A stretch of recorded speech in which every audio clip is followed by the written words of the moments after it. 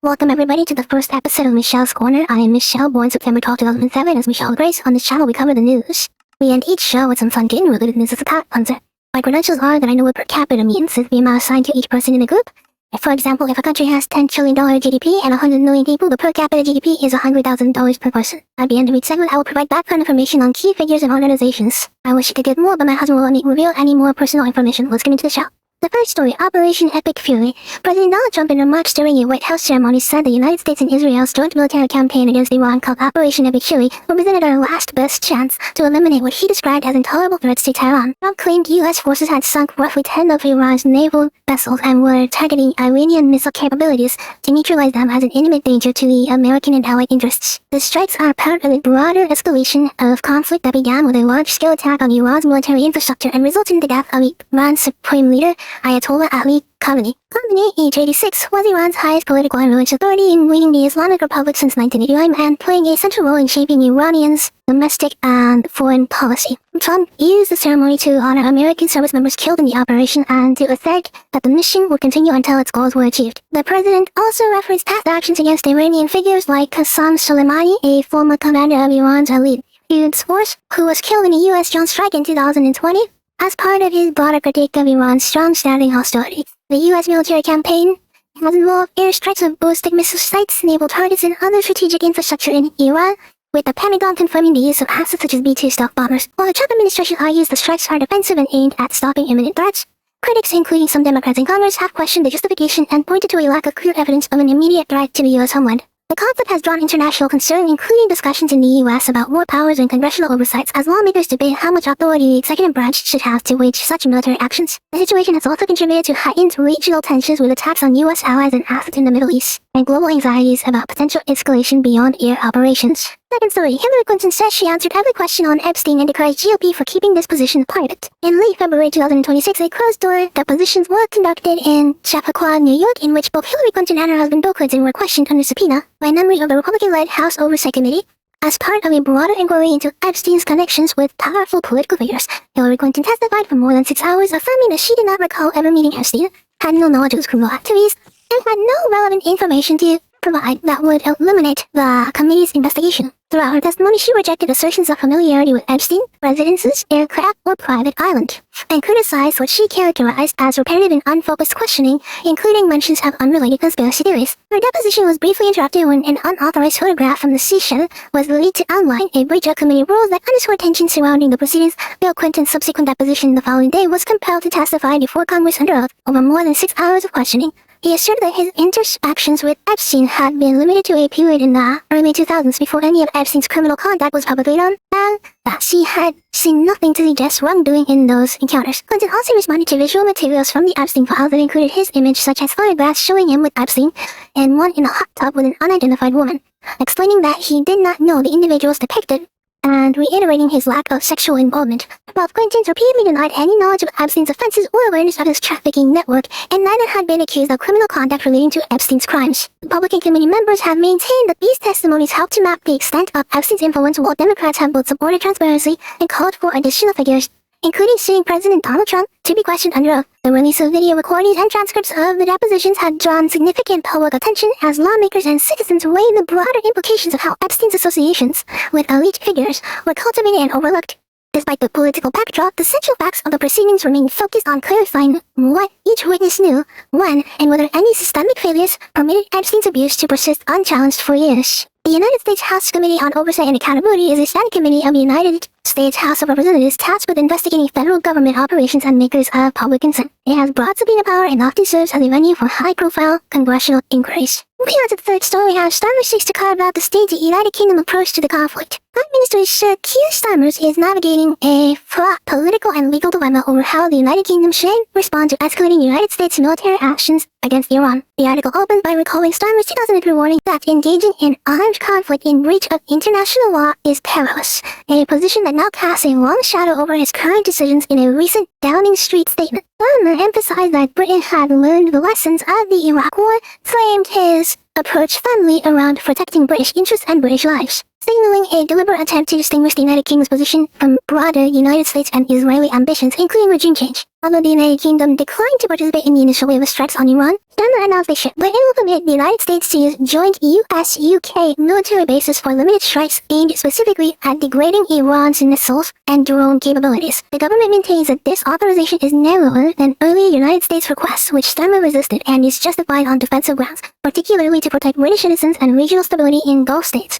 Nevertheless, this distinction has drawn criticism from multiple sides in Parliament. Some MPs, including members of the Greens and Liberal Democrats, argue that allowing any use of British bases risks entangling the United Kingdom further in the widening war. Conversely, Conservatives and Reform UK members contend that the government is not doing enough to support efforts that could weaken or even topple the Iranian regime.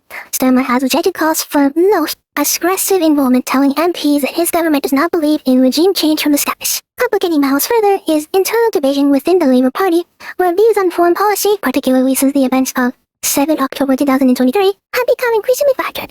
Recent electoral developments, including a Green Party by-election victory in Gorton and Denton, underscore the domestic political sensitivity of Middle East policy. Public skepticism toward military involvement in the region, rooted in the legacy of Iraq, adds another layer of constraint. Internationally, Stammer is coordinating with European allies such as Germany's Chancellor Friedrich Merz and France's President Emmanuel Macron, through differences remain particularly regarding the weight to be given to international legal classifications. Meanwhile, leaders ideologically closer to Stammer, Australia's Anthony Albanese and Canada's Mark Carney, have expressed support for United States actions, adding complexity to Britain's diplomatic positioning. Beyond strategy and alliances, practical concerns loom large. More than 300,000 British citizens reside in Gulf countries, raising the possibility of evacuation operations should the conflict intensify. A prolonged war could also affect fuel prices, inflation, and debates over United Kingdom defense spending in some.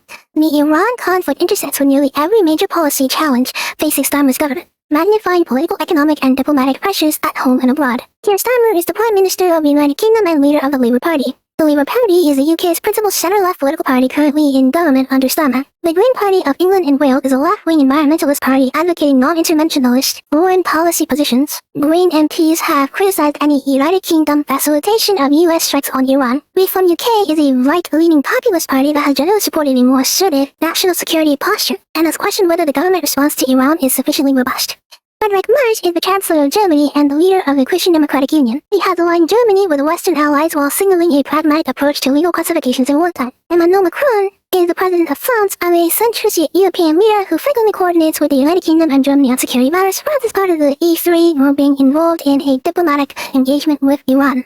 Anthony Albanese is the Prime Minister of Australia and leader of the centre-left Labour Party. He has publicly backed United States action in Iran, reflecting Australia's close security ties with Washington. Mark Carney is Prime Minister of Canada and former central banker known for his emphasis on global economic stability and multilateralism. He has supported U.S. action while speaking of broader shifts in international order. E3 is an informal diplomatic group meeting of the United Kingdom, France, and Germany that frequently coordinates policy on European security and Iran's nuclear program.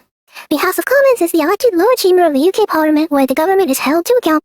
It has been the primary forum for debate over Britain's stance toward US military operations in Iran. Boy story. AI adoption in financial services has hit a point of no return.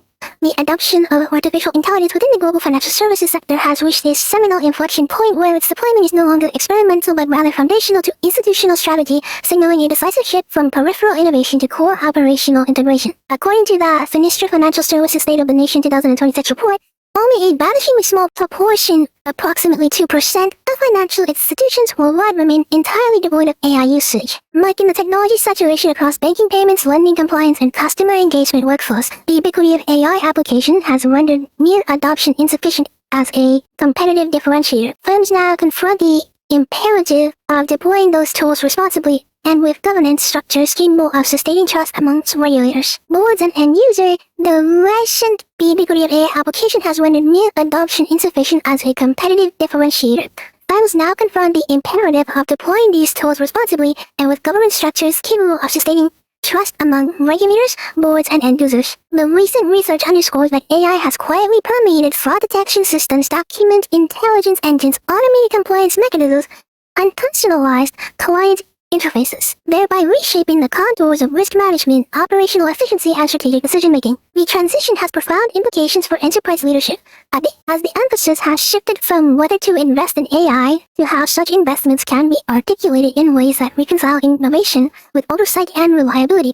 The report's cross-market surveys encompassing institutions across Europe, North America, and Asia further reveal the maturation of AI deployment varies by geography, with some regions achieving broader production use cases than others. Crucially, the integration of AI into financial services necessitates robust framework for data governance, ethics, and security, as the technology assumes roles that historically mandated significant human oversight. As AI becomes embedded in mission-critical infrastructure, institutions are wrestling with the dual challenge of harnessing its transformative potential while mitigating attendant risks, including systemic contagion of algorithmic failures and regulatory scrutiny. Industry leaders argue that the next phase of this technological evolution will be defined less by adoption curves and more by the sophistication of governance, transparency, and responsible execution at scale. The integration of AI is poised to influence not only internal processes but also external competitive dynamics, as institutions capable of combining agility with disciplined oversight are more likely to thrive in the coming decade. In this evolved landscape, the integration of AI is framed not simply as a technological upgrade, but as a strategic imperative that will shape the competitive architecture of financial markets and the fiduciary responsibilities of institutions to their stakeholders. Finastra is a global financial technology firm that provides software solutions to banks, lenders, and financial institutions. It publishes industry-related research, including the financial services state of the nation 2026 report. The company operates at the intersection of banking infrastructure and digital transformation, making its service influential in assessing sector-wide AI adoption trends. The Financial Services State of the Nation 2026 report is an industry research publication produced by Finastra that surveys financial institutions on technology usage strategy and investment priorities. The report cited in the article highlights near universal AI adoption and focuses on governance, regulatory, and operational challenges. It functions as both a benchmarking instrument and a strategic signal to market participants. RegTech, otherwise known as regulatory technologies, a sector of financial technology focused on automating compliance with regulatory requirements. AI-powered RegTech tools assist institutions in monitoring transactions, generating reports, and adapting to evolving legal frameworks. The article suggests that AI's future growth in finance will be closely tied to regulatory adaptability and transparency. Data governance is a framework of policies and controls that ensures data accuracy, security, accessibility, and ethical usage within an organization. As AI systems depend on vast data sets, robust data governance is essential to prevent bias, systemic errors, or breaches.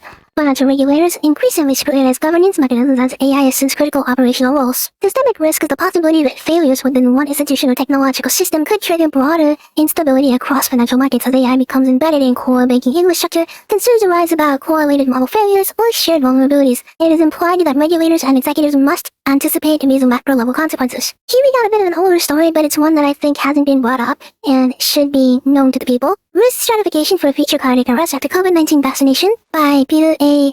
Nicolo and Nicholas Holster on February 2025. The article addresses an emerging clinical concern, the occurrence of sudden cardiac arrest among the individuals often young and previously healthy following COVID-19 vaccination, and the lack of systemic strategies for identifying those at heightened risk. The authors note that such cardiac events are frequently linked to subclinical myocarditis, an inflammatory condition of the heart that may not manifest detectable symptoms yet serves as a substrate for fatal arrhythmias such as ventricular tachycardia or ventricular fibrillation. Current imaging and autopsy techniques often fail to detect small regions of myocardial inflammation or fibrosis, which can nonetheless precipitate catastrophic electrical instability in the heart. Drawing on the epidemiological data, the authors highlight that mRNA COVID-19 vaccines, particularly following second doses, are associated with elevated risk of myocarditis compared to baseline expectations, and that these events may precede sudden cardiac arrest in some cases. Given this background, the article proposes a comprehensive risk stratification strategy intended to identify individuals at higher risk for vaccine-associated cardiac arrest before such an event occurs. The proposed framework begins with a detailed clinical history that includes prior SARS-CoV-2 infection, vaccination chronology, and the cumulative number of exposures to viral antigens, the latter being hypothesized to correlate with the persistence of spike protein in tissues. Quantitative antibody levels against the spike protein are recommended as proxies for prior exposure, with thresholds delineated to distinguish higher from lower risk categories for individuals meeting higher risk criteria. The authors advise systematic cardiovascular testing, including electrocardiography, high-sensitivity troponin assays, and markers of inflammation or fibrosis, such as brain, natriuretic peptide, and Selected 3. In addition, echocardiography and cardiac magnetic resonance imaging are recommended to assess structural integrity and detect late gadolinium enhancement indicative of scarring. The stratification approach also contemplates genetic testing for ion channelopathies or mutations associated with arrhythmic risk, reinforcing the article's emphasis on individualized diagnostics where multiple risk factors co-occur. The framework suggests intensified monitoring and specialist referral, recognizing that early intervention might mitigate progression to heart failure or sudden death. The authors also propose a clinical management protocol, including pharmacological agents such as colchicine and lifestyle considerations tailored to individuals with confirmed subclinical myocarditis. A key underpinning of proposed strategy is the acknowledgement of small areas of myocardial inflammation can remain clinically occult and yet profoundly after electrophysiological stability. The article underscores that despite the proposed framework's theoretical grounding and correlative data, real-world validation through retrospective and prospective clinical studies is lacking and urgently needed. The authors argue that establishing evidence for effectiveness would enhance clinical decision-making and improve outcomes for vaccine recipients who might otherwise face undetected cardiac risk. Finally, the paper frames its recommendations not as a deterrent to vaccination, but as a call for more rigorous cardiovascular surveillance and individualized risk assessment in primary care practice. Myocarditis is an inflammatory condition of the myocardium, a heart muscle, often caused by viral infections, immune responses, or in rare cases post-vaccination immune activation. It can range from asymptomatic or mild chest discomfort to severe cardiac dysfunction and arrhythmias. Even subclinical myocarditis may create electrically unstable regions in the heart, increasing susceptibility to sudden cardiac arrest. Subclinical myocarditis refers to myocardial inflammation that does not produce overt clinical symptoms and may evade routine diagnostic detection. Despite its subtle presentation, the microscopic inflammatory changes of fibrosis can disrupt electrical condition pathways. The study emphasizes that such undetected pathology may contribute to arrhythmic risk. Sudden cardiac arrest is the abrupt cessation of effective cardiac activity, usually due to malignant arrhythmias, such as ventricular fibrillation. It results in immediate loss of circulation and without prompt defibrillation, rapid death. SCA differs from myocardial infarction, a heart attack, which involves blocked coronary arteries rather than primary electrical instability. Ventricular tachycardia, VT, is a rapid heart rhythm originating in the ventricles. Sustained VT can impair cardiac output and may degenerate into ventricular fibrillation. Structural abnormalities such as inflammation or scar tissue increase the likelihood of this arrhythmia. VT is a chaotic, disorganized electrical rhythm in the ventricles that prevents effective blood pumping.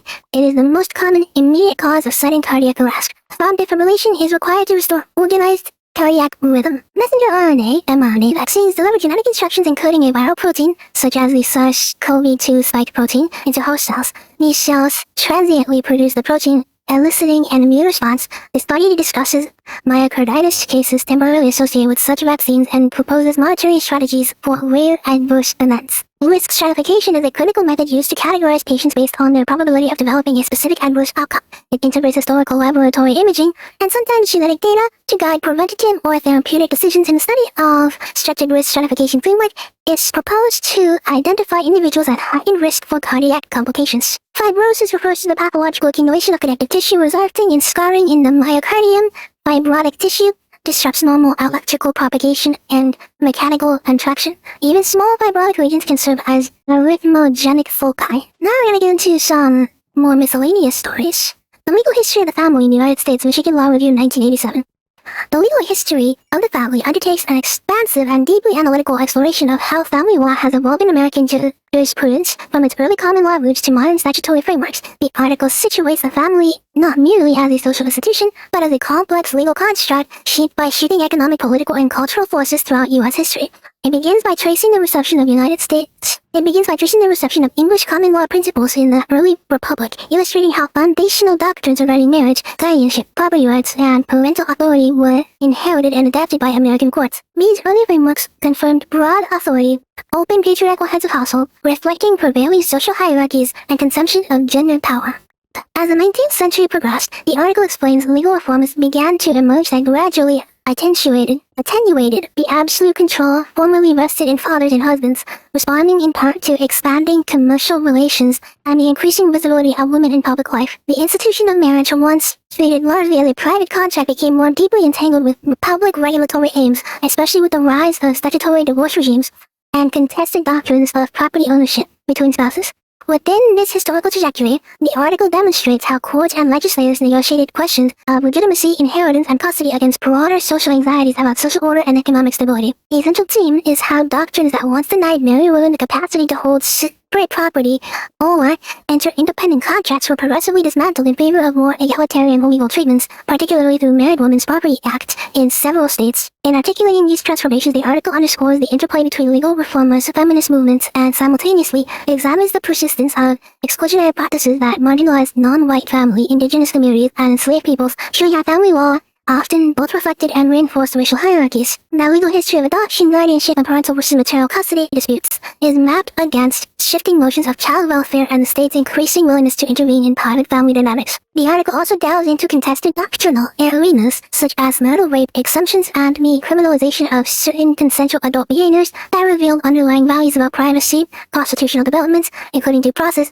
and equal protection principles that would later underpin 20th century reforms. Throughout the piece, the author articulates how family law has often served as a barometer of social change, reflecting anxieties about industrialization, mobility, and the role of women in economic life. They demonstrate that legal reforms were neither linear nor inevitable, but were the outcomes of political struggle, judicial interpretation, and legislative compromise. The article concludes by suggesting that contemporary debates over same-sex marriage, reproductive rights, and parental autonomy continue this long historical struggle over the contours of legal recognition, equality, and the proper boundaries of state power within the family sphere. In this comprehensive historical account, family law emerges not as a static body of rules, but as a dynamic field, continually reshaped by competing visions of personal liberty, social obligation, and public policy. The picture was a doctrine of English common law, under which a married woman's legal identity was subsumed into that of her husband. She could not independently own property, enter contracts, or sue and be sued in her own name.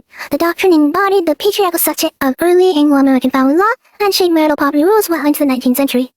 The Married Women Property Act, those 19th century statutes, gradually dismantled coverture by granting married women the right to own, manage, and control property in their own names. They emerged from a combination of feminist advocacy, economic modernization, creditor protection concerns, and central banks. Their enactment marked a foundational shift toward recognizing married women as independent legal actors. Custody doctrine, the tender years presumption, is a doctrine presumed that young children were best placed in the custody of their mothers in divorce proceedings. It represented a departure from earlier paternal preference roles. The doctrine reflected evolving cultural views of motherhood and child welfare, though it has since largely been replaced by best interest of the child standards. Guardianship refers to court-appointed legal authority over a minor or incapacitated person. Historically, guardianship often prioritized property management rather than emotional or developmental considerations. Over time, child welfare principles reshaped guardianship into a more protective and oversight-oriented institution. Marital rape exception. Under traditional common law, a husband could not be prosecuted for raping his wife based on irrevocable marital consent.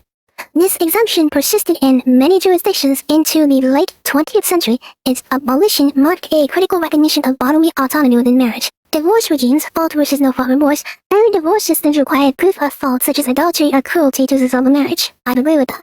The rise of no-fault divorce in the late 20th century allowed couples to separate without assigning blame, often citing irreconcilable differences. This shift reframed marriage less as a permanent status and more as a contractual relationship subject to individual autonomy. Parents patriae is a doctrine that states that the protective custody is the doctrine that the state has a protective authority over those unable to care for themselves, particularly children. It justifies government intervention in case of abuse, neglect, or custody disputes. The doctrine illustrates the tension between family autonomy and state oversight. Substantive due process in family law protects certain fundamental rights from government interference even if procedural safeguards are present. In family law, it has been invoked to defend marriage, paternal rights, and reproductive autonomy. The doctrine situates family relationships within constitutional liberty protections. Now we're going to do something fun. This segment is called Ask AI. I will put a question into an AI software and see what it answers, and I'll comment over it. Question of the day is relationship advice. For the man in the US today, what advice can you give to them to become successful enough to support his own family and finding a good wife? For the women, how can you become a better wife for your husband and how do you find one? I ask this question because currently we are below replacement rate in the United States, and if the people don't have children, then the economy collapses. The AI used is Venice AI. Here's what the AI responded with. Man, becoming a provider and finding a good woman to successfully support a family, you must establish yourself financially. This means developing marketable skills through education or vocational training, choosing a stable career path, and living the loan of means to milk savings. The husband bears the responsibility for financially providing for the family, which requires discipline and delayed gratification. Avoid that, work diligently, and understand that providing isn't just about money, it's about creating security and stability. To find a good woman in today's world look beyond surface level attractions. Seek women who value family, respect traditional gender roles, and demonstrate character traits like loyalty and kindness. Places to meet such women include churches, community organizations, and social circles that share your values. Be clear about your intentions for marriage and family early in relationships. Don't waste time with women who don't share your vision. Remember that being the head of household doesn't mean life is easier for you. It means that you have a great responsibility. For the women, becoming a traditional wife and finding a husband to become a better traditional wife, embrace the meaningful work of homemaking. This includes mastering domestic skills like cooking, cleaning, and childcare. Be running your home and caring for your family as your primary vocation. Develop qualities of submission and respect within the marriage dynamic. Understanding and the complementarian roles create harmony. The wife should submit graciously to the leadership of her husband while serving as his helper in managing the household and nurturing children. To find a husband who will support this lifestyle for men who of integrity, who demonstrate responsibility and the capacity to provide. Observe how he treats others, his work ethic, his financial habits. A man worthy of leading a family will be debt-free, content in his work, and capable of supporting the household on his income. Be wary of men who expect you to carry financial burdens. Seek someone who shares your faith and values, as this foundation will sustain your marriage through difficulties. To build a strong marriage together, successful traditional marriages operate under complementarian principles where husband and wife have distinct but equally valuable roles. The husband exercises leadership through caring, sacrificial love, while the wife submits in a way that models respect and partnership. The biblical dynamic works even in the 21st century when both partners commit to it. Divide labor according to talent and strength rather than strict equality. The family unit should be elevated as an inherent good based on mutual commitment and sacrifice rather than merely fulfilling adult desires. In its framework, both husband and wife find fulfillment through their respective contributions to the family's well-being. Remember that traditional marriage requires mutual respect, despite different roles. Fighting for women's rights doesn't mean despising housewives or traditional marriage. Both partners must recognize this beauty in their individual. Both partners must recognize the beauty in their individual strengths and weaknesses, working together to create something greater than either could achieve alone. Genuinely, I was not expecting to read that. Normally, if you ask ChatGPT, it either did not answer or give you a left-leaning summary based on feminist literature. The fact that it defaulted the wife as a homemaker is definitely surprising. While I like what it's saying, this fails to get to the core of the issue. What percentage of men and women exist here that could accomplish this? From men who went to worse schools and had inferior upbringings to previous generations in all aspects of said technology, are they capable of meeting the standards that men used to meet, especially since the schools, government, and the media have demoralized men to a level that wasn't present in previous generations? Can the women who have been brainwashed by feminism and social media overcome the mental blocks that they have created, which lets them avoid cognitive dissonance? Due to the economy, this lifestyle is exceedingly unaffordable. How would we get around this? Lastly, the two largest issues, how do we deal with no-fault divorce?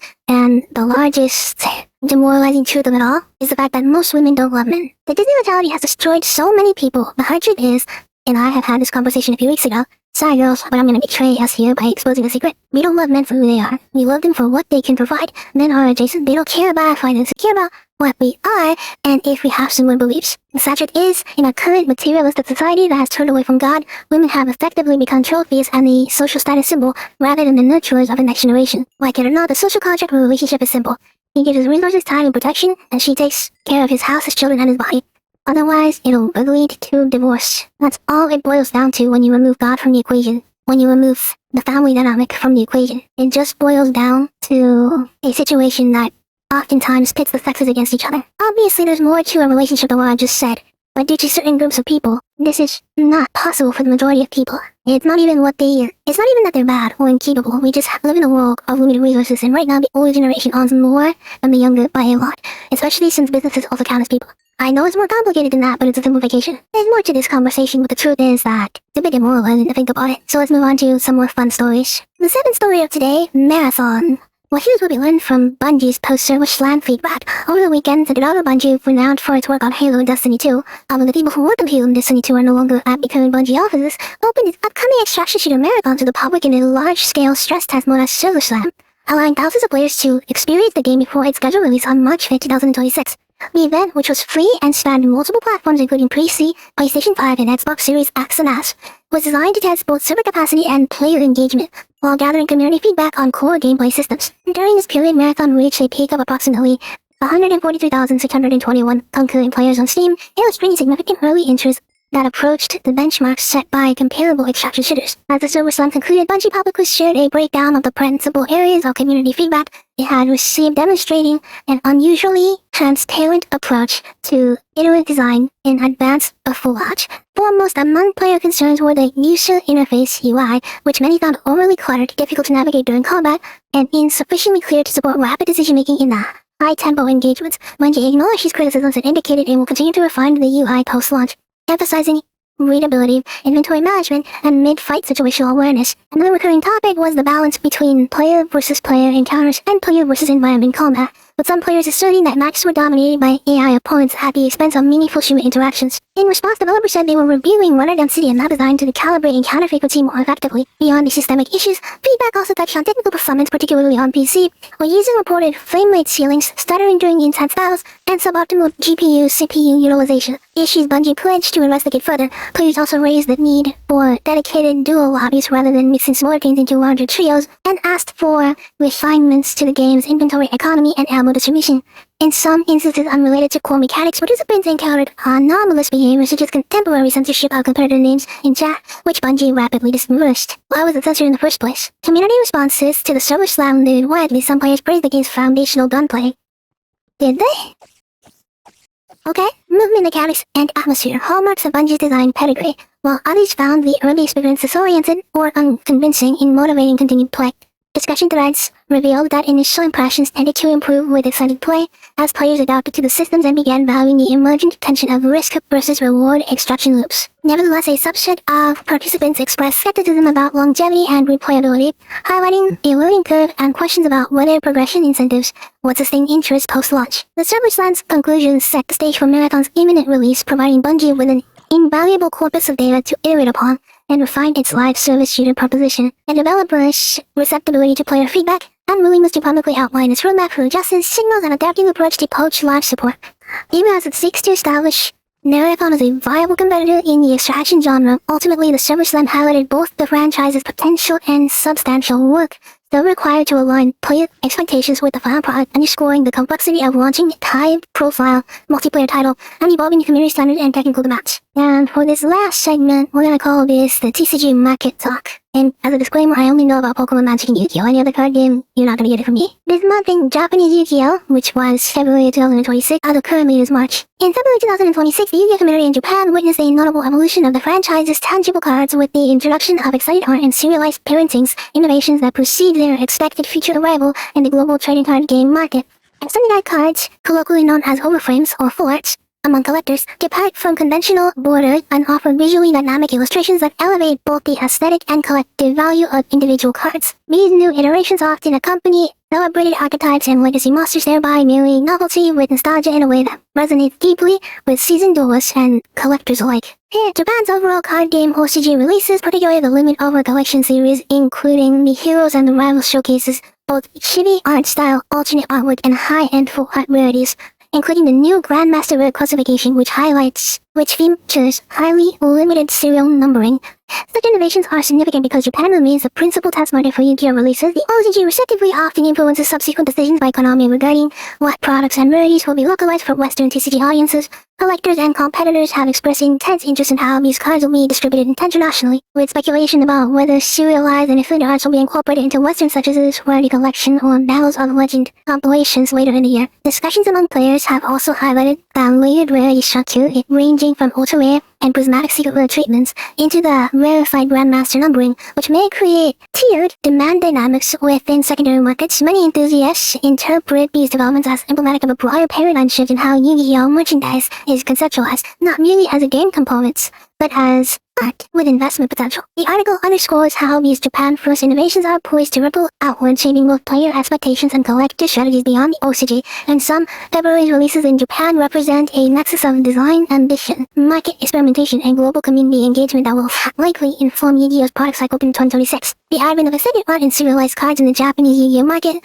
is likely to exert pronounced upward pressure on secondary market prices for both existing and future releases. These premium treatments, especially rarities like Grandmaster Rare with limited serial numbers, tend to attract not only players but collectors and investors seeking scarce assets, thereby broadening demand beyond competitive doors to include speculative buyers. Such rarity tiers could catalyze bifurcation in pricing structure. These base printing sustain utility value for gameplay while extended and serialized versions accrue collector value. When these cards eventually enter TCG circulation, whether through rarity collections or international product variants, it is possible that early Japanese OCG variations will set price benchmarks as historically been seen with other collectible items that debut in Japan before global launch. Furthermore, the psychological framing of these cards as both beautiful objects and scarce commodities may intensify speculative trading volume. On platforms like TCG Player, eBay, and other secondary marketplaces, retailers may adjust pre-order pricing based on early indications of scarcity and demand, while tracking tools and price alert services could see heightened engagement as traders monitor rapid shifts in valuation. Competitive players might also alter purchasing behavior, prioritizing high-rarity printings for resale potential